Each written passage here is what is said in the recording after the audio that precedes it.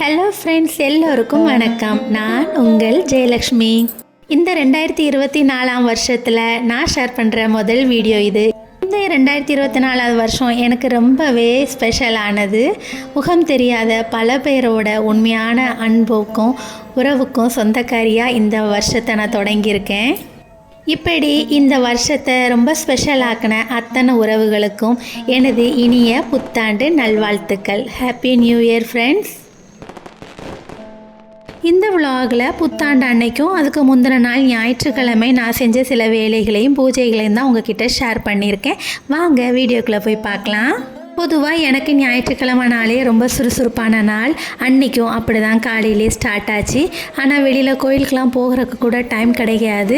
அவ்வளோ வேலைகள் வீட்டில் இருந்தது. அடுத்த நாள் புத்தாண்டுனால கொஞ்சம் வீட்டை டீப் க்ளீனிங் பண்ண வேண்டிய வேலைகள்லாம் நிறையவே இருந்ததுனால அதெல்லாம் செஞ்சு முடித்து குலதெய்வ பூஜையை முடிக்கிறதுக்குள்ள நைட் ஆயிடுச்சு.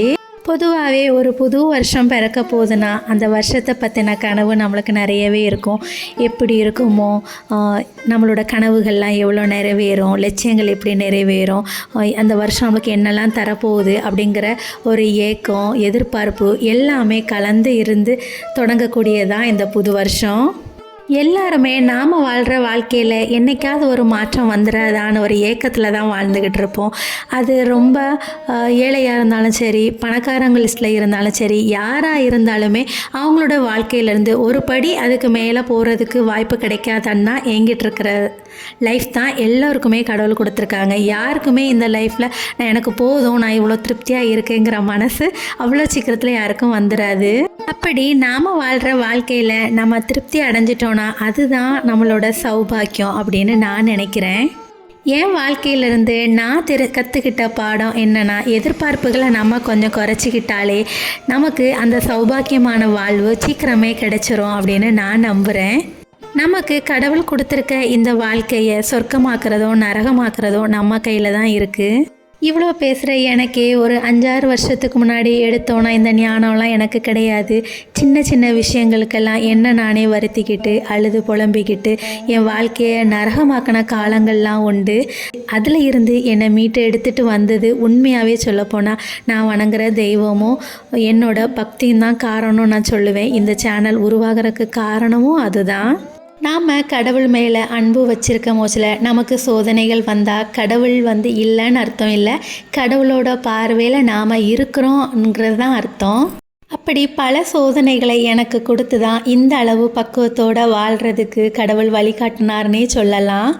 என் வாழ்க்கையில் நான் கடவுள்கிட்ட கேட்டு எனக்கு கிடைச்சதை விட கடவுள் எனக்கு தானாக தந்ததில் தான் நான் அதிகமாக சந்தோஷப்பட்டிருக்கேன். உதாரணத்துக்கு ஒரே ஒரு விஷயம் சொல்கிறேன். என் வாழ்க்கையில் நடந்தது. போன வருஷம் டிசம்பர் மாதத்தில் நான் ஒரு யூடியூப் சேனல் க்ரியேட் பண்ணினேன். ஃபுல் சமையலை வச்சு போடுறதுக்கு தான் அந்த சேனல் க்ரியேட் பண்ணி கொஞ்சம் காலம் போடவும் செஞ்சேன்.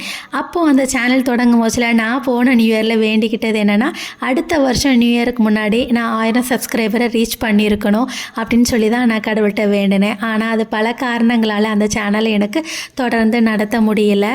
அப்போது என்னோடய வேண்டுதல் பொய்யாயிட்டோ அப்படின்னு நினச்சி ஃபீல் பண்ணிகிட்ருக்க நேரம் தான் என்னோடய உள் மனசில் இன்னொரு சேனலை க்ரியேட் பண்ணணும் அப்படின்னு சொல்லி தோண்டி உருவாகினது தான் இந்த லக்ஷ்மி ஹோம். நான் வேண்டினபடி அந்த சேனலுக்கு 1000 சப்ஸ்கிரைபர் வந்திருந்தா கூட நான் இவ்வளோ சந்தோஷப்பட்டிருப்பேனான்னு தெரியல. அதை விட பல மடங்கு சந்தோஷம் இந்த சேனலில் எனக்கு 1000 சப்ஸ்கிரைபர் கிடைச்சதில் நான் அடைஞ்சிருக்கேன். அந்த அளவுக்கு எனக்கு அன்பான உறவுகள் நிறைய கிடைச்சிருக்கு. அந்த சமையல் சேனலில் இந்த அளவுக்கு மக்களோட பேசுகிறதுக்கோ எதுக்குமே வாய்ப்பு கிடையாது.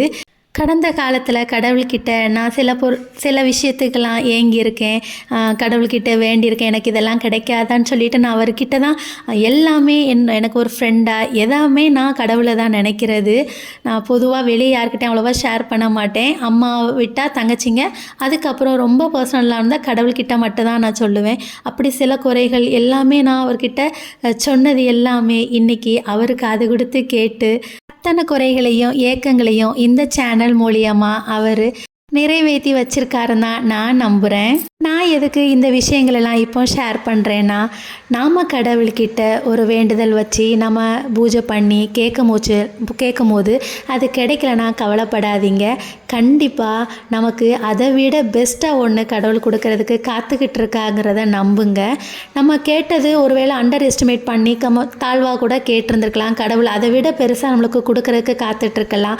அதனால் கூட அந்த வேண்டுதல் நிறைவேறாமல் போகலாம். அதனால் நம்ம பண்ணுற பூஜைக்கு உடனே பலன் கிடைக்கணும், நம்ம கேட்டதெல்லாம் உடனே கிடைக்கணும்னு தயவு செய்து நினைக்காதீங்க.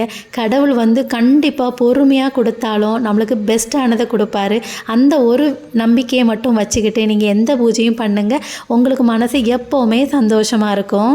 எல்லாருக்குமே நாம் கடந்து வந்த பாதையில் சந்தோஷமும் நிறைஞ்சிருக்கும், கஷ்டங்களும் நிறைஞ்சிருக்கும். சந்தோஷப்பட்டிருந்தேன்னா அந்த சந்தோஷமான நினைவுகளையும், கஷ்டப்பட்டிருந்தோன்னா அந்த கஷ்டம் நமக்கு கொடுத்துருந்த பாடத்தையும் எடுத்துக்கிட்டு நம்ம வருங்காலத்தை வாழ்கிறதுக்கு நடை போட்டு நம்ம பயணத்தை தொடங்கணும்னா கண்டிப்பாக நம்ம வாழ்க்கையில் ஜெயிக்கலாம். இந்த வருஷத்தில் இப்படி ஒரு உறுதிமொழியை எடுத்து வாழ்க்கையை வாழ்ந்து பாருங்கள். கண்டிப்பாக உங்களுக்கு வாழ்க்கை இனிக்கும். நான் அப்படி தான் வாழ்ந்துக்கிட்டு இருக்கேன். இந்த காலை எனக்கு ரொம்பவே ஸ்பெஷலான புது வருஷத்தின் காலை.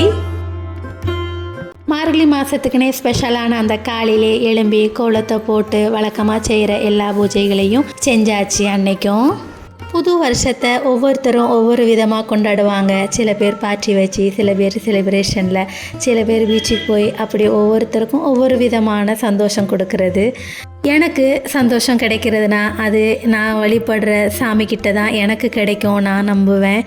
சாமிக்கிட்ட மனசார அந்த வருஷம் நல்லா தொடங்கணும், நல்லா இருக்கணும் அப்படின்னு சொல்லிட்டு மனசார வேண்டி அவர்கிட்ட இருந்து ஒரு சின்ன பூ விழுந்தா கூட எனக்கு அந்த வருஷம் ஃபுல்லாக கிடைச்ச ஆசீர்வாதமாக நான் நினச்சி அந்த வருஷத்தை கடந்து போய்கிட்டே இருப்பேன். கடவுள் ஒருத்தர் தான் நமக்கு துரோகம் துளி கூட நினைக்காத ஒரு ஜீவன்னு நான் நம்புவேன்.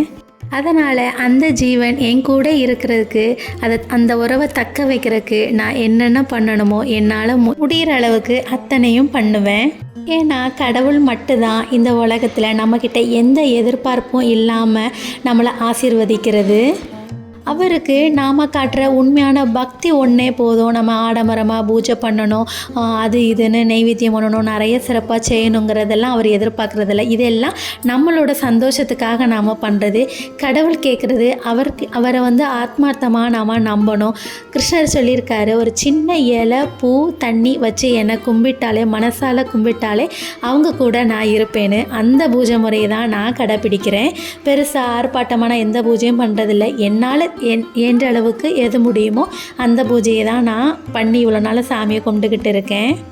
சில சிஸ்டர்ஸ் எனக்கு மெசேஜ் பண்ணியிருக்காங்க, தனியாக எனக்கு பூஜை ரூம் இல்லை, நான் எப்படி விளக்கேற்றுறது அப்படிலாம் செய்யணுன்னு. இந்த பூஜை ரூம், இந்த வீடு எல்லாம் எனக்கு கிட்டத்தட்ட இப்போ ஒரு 4-5 வருஷமாக தான் எனக்கு இருக்கிறது. அதுக்கு முன்னாடி சிங்கிள் பெட்ரூம், ஒரு 10க்கு 10 ஹால்னு சொல்லுவாங்களே அந்த மாதிரி ஒரு இதில் தான் நாங்கள் வாழ்ந்தோம். ஒரு சின்ன கப்போர்டில் தான் நான் விளக்கேற்றி வச்சு சாமியை கும்பிட்டுருக்கேன். அப்போ நான் வேண்டினதெல்லாம் சாமிக்குன்னு ஒரு ரூம் கண்டிப்பாக வேணும், எங்களுக்குன்னு ஒரு பெட்ரூம், உங்களுக்குன்னு ஒரு பெட்ரூம் அப்படி சொல்லி தான் நான் வீடு கேட்டேன். அதே போல் இந்த வீட்டில் எங்களுக்கு டபுள் பெட்ரூம் அமைஞ்சுது. ஒரு பெட்ரூமை தான் நாங்கள் பூஜை ரூமாக யூஸ் பண்ணுறோம். மெயினில் எங்களோட ஹாலில் நுழைஞ்ச உடனே ஒரு சாமி பார்த்துருப்பீங்களா, அதுதான் எங்கள் வீட்டில் உள்ள பூஜை ரூம். ஓனர் வச்சு கொடுத்தது. ஆனால் எங்களுக்கு அதில் உள்ள அதில் எல்லா சாமியும் வைக்க முடியாதுங்கிறனால அதோட எங்களோட வேண்டுதல் படி கடவுளுக்கு நாங்கள் ஒரு ரூம் ஒதுக்குவோங்கிறதுனால நாங்கள் ஒரு பெட்ரூமை தான் பூஜை ரூமாக பயன்படுத்திக்கிட்டு இருக்கோம். சொந்த வீடு கடவுள் எங்களுக்கு கொடுக்க போச்சில் அவருக்குன்னு தனியாக ஒரு ரூமை அவருக்கான இடத்துல நாங்கள் கட்டுவோம். எப்போவுமே நம்மக்கிட்ட ஒரு பொருள் இல்லை அப்படின்னு நினச்சி கவலைப்படுறதை விட நம்மக்கிட்ட இருக்கிற பொருளை வச்சு நம்ம அதில் எப்படி சந்தோஷமாக வாழணுங்கிறத நீங்கள் கற்றுக்கிட்டாலே உங்களோட வாழ்க்கையில் அவ்வளோ சீக்கிரத்தில் கஷ்டம் எட்டி பார்க்க முடியாது. கஷ்டம் உங்களை கண்டு பறந்தோடிரும். நாங்கள் கல்யாணம் முடிஞ்சு இருந்த வீடு ரொம்ப சின்ன வீடு. அங்கே தான் என்னோட 2 பசங்களும் பிறந்தாங்க.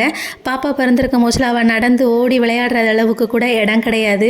அப்போல்லாம் மனசு கஷ்டமாக தான் இருக்கும், ஆனால் அதுலேயும் ஒரு சந்தோஷம் இருக்கும். ஏன் அப்படின்னா, நடக்கிறதுக்கு கூட இடம் இல்லாத இடத்துல இப்படி வச்சுருக்கீங்களே கடவுளே அப்படின்னு சொல்லி ஒரு நேரத்தில் நான் அவரை திட்டினாலும் இன்னொரு நேரம் இதே மாதிரி வீட்டில் தான் நீங்களும் என் கூட குடியிருக்கீங்க, என் கூட சேர்ந்து நீங்களும் கஷ்டப்படுங்க அப்படின்னு அவர்கிட்டயே சொல்லி என்னோட கஷ்டத்தில் ஷேர் கொடுத்துருவேன். இதே போல் நீங்களும் ட்ரை பண்ணி பாருங்கள். உங்களுக்கு கிடைக்கிற சந்தோஷமாக இருந்தாலும் சரி, உங்களுக்கு கிடைக்கிற கஷ்டங்களாக இருந்தாலும் சரி, கடவுளை உங்கள் பக்கம் இழுத்து அந்த சந்தோஷத்துலேயும் கவலையிலையும் அவருக்கு ஒரு ஷேரை கொடுங்க. அப்புறம் நீங்களே ஃபீல் பண்ணுவீங்க. சந்தோஷம் 2 மடங்கு ஆகுறதும், கவலை பாதியாக குறையிறதும் கண்டிப்பாக உங்களால் உணர முடியும். ட்ரை பண்ணி பாருங்கள். பார்த்துட்டு கமெண்டில் கண்டிப்பாக சொல்லுங்கள். மகாபாரதத்தில் எப்படி கிருஷ்ணர்கிட்ட துரியோதனன் போய் போரில் ஜெயிக்கிறதுக்கு உங்களோட படைகள் அனைத்தும் வேணும்னு சொல்லி நிற்கும் போசில் கிருஷ்ணர் மட்டுமே போதும்னு சொல்லிட்டு அர்ஜுனர் வேண்டி நின்னாரோ, அதுபோல் கடவுள் ஒருத்தர் நம்ம கூட இருந்தாலே போதும். இந்த வாழ்க்கையில் நம்ம ஜெயிக்கிறதுக்கும் இந்த உலகத்தை வெல்றதுக்கும் அந்த ஒரு சக்தி போதும். அந்த சக்தியை நம்ம கூட எப்போவுமே நிலச்சி நிற்கிறதுக்கும் நம்ம கூட பயணிக்கிறதுக்கும் நாம் நல்லதே செஞ்சு நல்ல செயல்களையே பண்ணி நல்லவங்களாக வாழுவோம். அது மட்டுமே போதும். அந்த சக்தி நம்ம கூட நிறைஞ்சு இருக்கும். இப்படி அந்த சக்தி என்கிட்ட இருக்குங்கிற நம்பிக்கையிலையும் என் கூடவே இருக்குங்கிற நம்பிக்கையிலையும் இந்த புது வருஷத்தை நான் நல்லபடியாக ஸ்டார்ட் பண்ணியிருக்கேன். புத்தாண்டு பிறந்த அன்னைக்கும் அந்த சக்தியை கோயிலில் போய் கும்பிட்றதுக்கு வீட்டில் காலையில் பூஜையெல்லாம் முடிச்சுட்டு பக்கத்தில் எங்களுக்கு இருக்கிறது கிருஷ்ணர் கோயில் தான். அங்கே போய் கிருஷ்ணரை மனசார வேண்டிட்டு வீட்டுக்கு வந்தாச்சு. இவ்வளவு நேரம் நான் பேசினதை காது கொடுத்து கேட்ட நல்ல உறவுகளுக்கும் அன்பான இதயங்களுக்கும் எனது மனமார்ந்த நன்றிகள். மீண்டும் ஒரு முறை எல்லாருக்கும் இனிய புத்தாண்டு வாழ்த்துக்கள். வீடியோ பிடிச்சிருந்தா ஒரு லைக் பண்ண மறக்காதீங்க.